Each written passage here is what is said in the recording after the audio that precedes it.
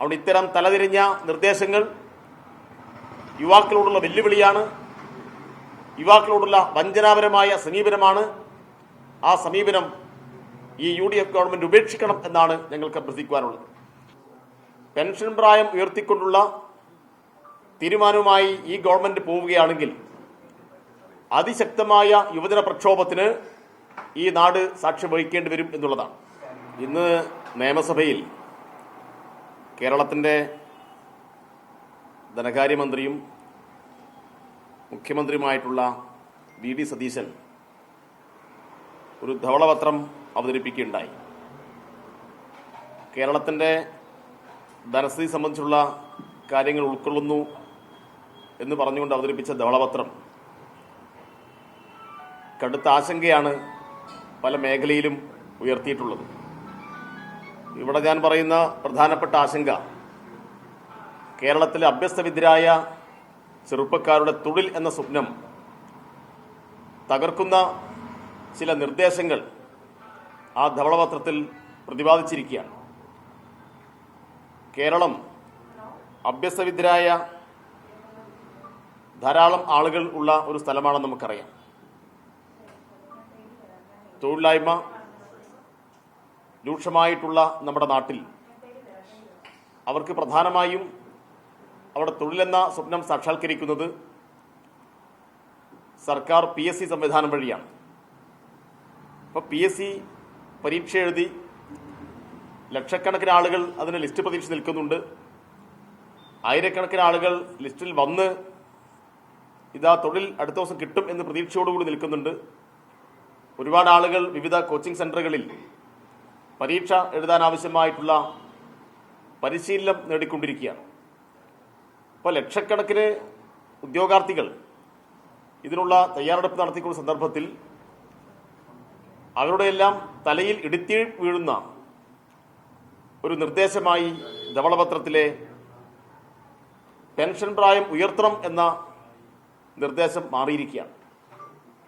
DYFI ഈ നാടിനോട് പ്രഖ്യാപിക്കുന്നത് pension പ്രായം ഉയർത്തിക്കൊണ്ടുള്ള തീരുമാനവുമായി ഈ ഗവൺമെന്റ് പോവുകയാണെങ്കിൽ അതിശക്തമായ യുവജന പ്രക്ഷോഭത്തിന് ഈ നാട് സാക്ഷ്യം വഹിക്കേണ്ടി വരും എന്നുള്ളതാണ്.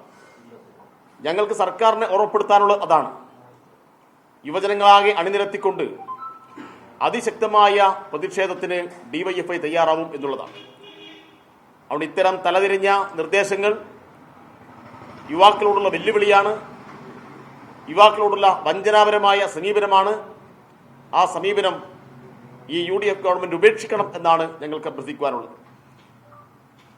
അത് നിലവിൽ ജീവനക്കാരെ ഉൾപ്പെടെ ബാധിക്കുന്ന ഒരു കാര്യമായി മാറും. കാരണം പെൻഷൻ പ്രായം വർദ്ധിപ്പിക്കുന്നതോടുകൂടി അവിടെ പ്രമോഷൻ സാധ്യതകൾ ഇല്ലാതാവുകയാണ്. ഈ കേരളത്തിൽ കഴിഞ്ഞ 10 വർഷത്തിനിടയിൽ ഏറ്റവും കൂടുതൽ PSC നിയമനങ്ങൾ നടന്നു എന്ന് നമുക്കറിയാം. അത് ഞാൻ പറയുന്ന കണക്കല്ല, UPSC പുറത്തുവിട്ട കണക്കുകളാണ്. രാജ്യത്താകെ 100 നിയമനം നടക്കുമ്പോൾ 60-ൽ കൂടുതൽ നിയമനങ്ങൾ നടന്ന ഒരു നാടാണ് ഈ കേരളമെന്ന് UPSC കണക്കുകൾ ഉദ്ധരിച്ചുകൊണ്ട് നമുക്ക് പറയാൻ വേണ്ടി കഴിയും. അപ്പം ഇങ്ങനെയെല്ലാമുള്ള മികച്ച നിലയിൽ പരീക്ഷ നടക്കുന്നു, നിയമനങ്ങൾ നടക്കുന്നു. നിരവധി പ്രതിസന്ധികൾ ഉണ്ടായിട്ടും ഈ കഴിഞ്ഞ 10 വർഷത്തിനിടയിൽ ഏറ്റവും കൂടുതൽ തസ്തികകൾ സൃഷ്ടിക്കപ്പെട്ടു എന്നും നമ്മൾ കണ്ടതാണ്. അപ്പോൾ ഈ നിലയിൽ ഉദ്യോഗാർത്ഥികളെ ചേർത്ത് പിടിച്ച് മുന്നോട്ട് പോയിട്ട് അനുഭവം കഴിഞ്ഞ 10 വർഷത്തെ LDFന്റെ ഭരണത്തിൽ കാണാൻ വേണ്ടി കഴിയും. അതിൽ നിന്നും വ്യത്യസ്തമായി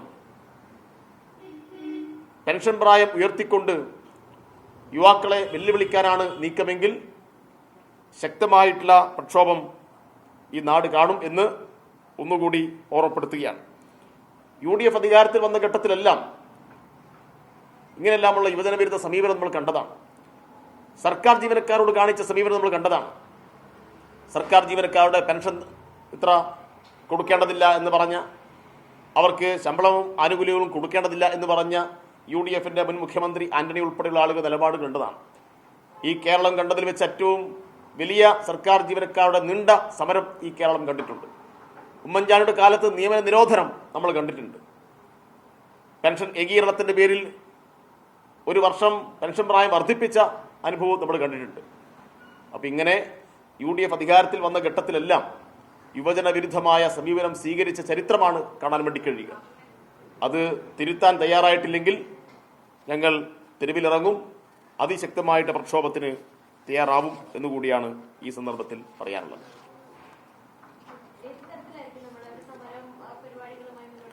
അല്ല, ഇപ്പം ഇതിനകത്ത് നിർദ്ദേശങ്ങളാണ് മുന്നോട്ട് വെച്ചിട്ടുള്ളത്. ഈ നിർദ്ദേശങ്ങൾ സംബന്ധിച്ച് സർക്കാരിൻ്റെ അടുത്ത നിലപാട് എങ്ങനെയാണ് എന്നതനുസരിച്ചായിരിക്കും ആ പ്രക്ഷോഭങ്ങൾ തീരുമാനിക്കുക.